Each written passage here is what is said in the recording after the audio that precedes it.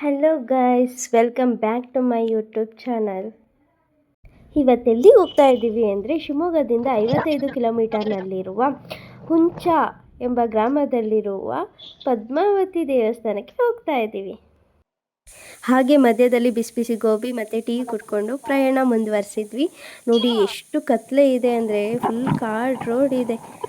Reach ಆಗಿ first ಹೊಟ್ಟೆ ತುಂಬಿಸ್ಕೋಬೇಕಲ್ವ, so direct ಹೋಟೆಲಿಗೆ ಹೋದ್ವಿ ನಾವು. ನೋಡಿ ಎಲ್ಲ ನಮ್ಮ ಫ್ಯಾಮಿಲಿ ಪೂರ ಬಂದಿರೋದು. ಊಟ ಮುಗಿಸ್ಕೊಂಡು ದೇವಸ್ಥಾನದ ಹತ್ರ ಹೋದ್ವಿ. ನೋಡಿ ನೈಟ್ ವ್ಯೂ ಹೇಗಿದೆ ಅನ್ನೋದು. ಹಾಗೆ ಅಲ್ಲಿ ದೇವಸ್ಥಾನದ ಹತ್ರ ಕೂತ್ಕೊಂಡು ಸ್ವಲ್ಪ ಹೊತ್ತು ಮಾತಾಡಿಕೊಂಡು ಹರಟೆ ಹೊಡಿದ್ವಿ. ನಾವೆಲ್ಲ ಈ ಗಾಡಿಲೇ ಬಂದ್ವಿ. ಡ್ರೈವರ್ ಯಾರಂದ್ರೆ ಇವರೇ ಡ್ರೈವರು. ಹೆಂಗಿತ್ತು ಜರ್ನಿ? ಅಲ್ಲ ಇದ್ರಲ್ಲಿ ಬಂದು ವೆಹಿಕಲ್ ಸ್ವಲ್ಪನೂ ಎತ್ತಾಕಿಲ್ಲ. ಡ್ರೈವರ್ ಮಮ್ಮಿ, ನಿಮಗೆ ಹೆಂಗ ಅನಿಸ್ತು? ಡ್ರೈವರ್ ಮಾವ ಎಸಿ ಎಲ್ಲ ಐತಾ ಇದು ವೆಹಿಕಲ್ ಅಲ್ಲಿ?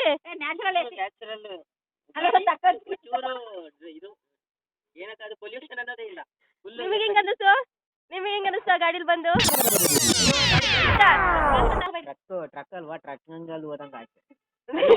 ನಿಮಗೆ ಹೆಂಗ ಅನಿಸ್ತು ದೊಡ್ಡಪ್ಪ? ಆ ಗಾಡಿಲಿ ಬಂದಿದ್ದ ಎಕ್ಸ್ಪೀರಿಯನ್ಸ್ ಹೆಂಗಿತ್ತು?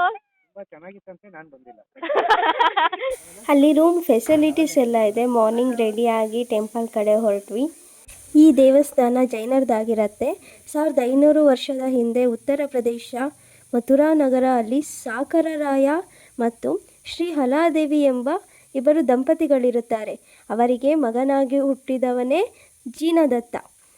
ಹಾಗೆ ಒಂದು ದಿನ ಸಾಕರರಾಯ ಕಪ್ಪ ಕಾಣಿಕೆ ವಸೂಲಿಗಾಗಿ ತೆರಳ್ತಾನೆ. ಅಲ್ಲಿ ಒಂದು ಹೆಣ್ಣಿನ ಮೇಲೆ ಆಕರ್ಷಣೆ ಆಗುತ್ತದೆ. ಮನವೊಲಿಸೋಕ್ಕಾಗಿ ನಿನಗೆ ಹುಟ್ಟಿದ ಮಗನಿಗೆ ಪಟ್ಟಾಭಿಷೇಕ ಮಾಡುತ್ತೇನೆ ಎಂದು ಮನವೊಲಿಸುತ್ತಾನೆ. ಇದನ್ನು ತಿಳಿದ ಜಿನದತ್ತ ಬೇಸರಗೊಂಡು ತನ್ನ ತಾಯಿಯನ್ನು ಮತ್ತು ಕುಲದೇವರಾದ ಶ್ರೀ ಪದ್ಮಾಂಬಾ ದೇವಿಯ ವಿಗ್ರಹವನ್ನು ಕುದುರೆ ಮೇಲೆ ತಗೊಂಡು ದಕ್ಷಿಣದ ಕಡೆಯ ಕಾಡಿನಲ್ಲಿ ವಿಶ್ರಾಂತಿ ತೆಗೆದುಕೋಸ್ಕರ ಲತ್ತಿಗಿಡ ಎಂಬ ಕೊಂಬೆಯ ಮೇಲೆ ಶ್ರೀ ಪದ್ಮಾಂಬಾ ದೇವಿಯ ವಿಗ್ರಹವನ್ನು ಇಟ್ಟು ಮಲಗಿಕೊಳ್ಳುತ್ತಾನೆ. ಇದೇ ನೋಡಿ ಆ ಲತ್ತಿ ಮರ. ಆಗ ಶ್ರೀ ಪದ್ಮಾಂಬಾ ದೇವಿಯು ಕನಸಿನಲ್ಲಿ ಬಂದು, ಇನ್ನು ಮುಂದೆ ನಿನ್ನ ಜೊತೆ ನಾನು ಬರುವುದಕ್ಕಾಗಲ್ಲ, ನೀನು ಇಲ್ಲೇ ಸಾಮ್ರಾಜ್ಯವನ್ನು ಕಟ್ಟು, ಸಾಮ್ರಾಜ್ಯದ ಒಡೆಯನಾಗು. ನನ್ನ ವಿಗ್ರಹಕ್ಕೆ ಕಬ್ಬಿಣ ತಾಗಿಸಿದರೆ ಅದು ಬಂಗಾರವಾಗಿ ಪರಿವರ್ತನೆಯಾಗುತ್ತದೆ.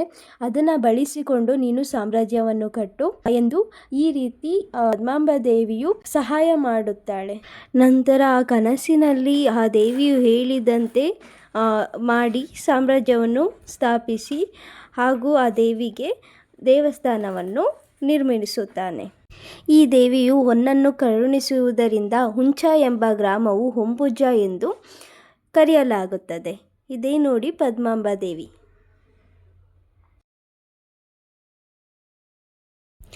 ಪದ್ಮಾಂಬಾ ದೇವಿಯ ದರ್ಶನವನ್ನು ಮುಗಿಸಿಕೊಂಡು ಪ್ರಸಾದಕ್ಕೋಸ್ಕರ ಬಂದ್ವಿ. ಬೆಳಗ್ಗೆನ ಇರುತ್ತೆ, ಮಧ್ಯಾಹ್ನ ಇರುತ್ತೆ ಇಲ್ಲಿ. ಅಯ್ಯೋ ಬ್ಲೂಟೂತ್ ಸರ್, ಯಾವಾಗ ತಗೊಂಡ್ರಿ ಬ್ಲೂಟೂತ್? समझ रहे हो आप? समझ रहे हो?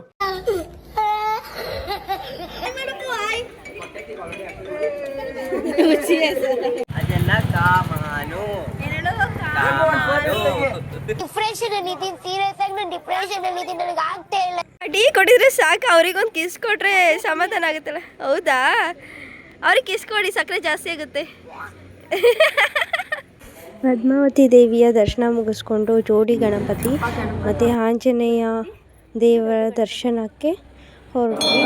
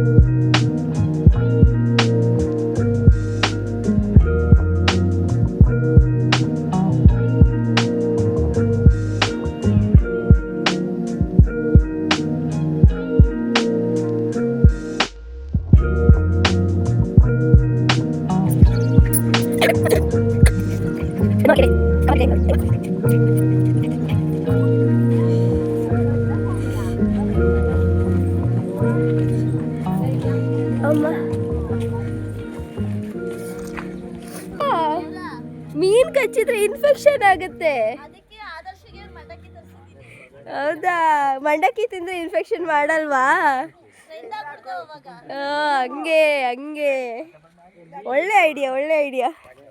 ಅಯ್ಯೋ ನೋಡಿ ತಿಂತಿರೋದು ಮಂಡಕ್ಕಿ ತಿಂತಿದ ನೋಡಿ, ಮೀನಿಗೆ ಹಾಕೋ.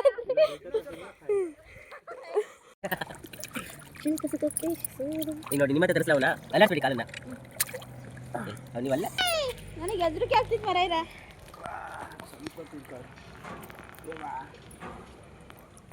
Veil best.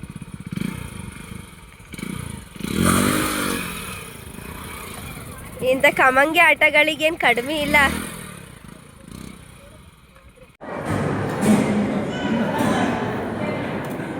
ಇಷ್ಟೋ ಬ್ಲಾಗ್ ನೋಡಿ ಲೈಕ್ ಮಾಡ್ದಲೆ ಸಬ್ಸ್ಕ್ರೈಬ್ ಮಾಡ್ದಲೆ ಹೋಗಬೇಡಿ. ಪ್ಲೀಸ್ ಸಬ್ಸ್ಕ್ರೈಬ್ ಮಾಡ್ಕೊಂಡು. ಓಕೆ ಬಾಯ್.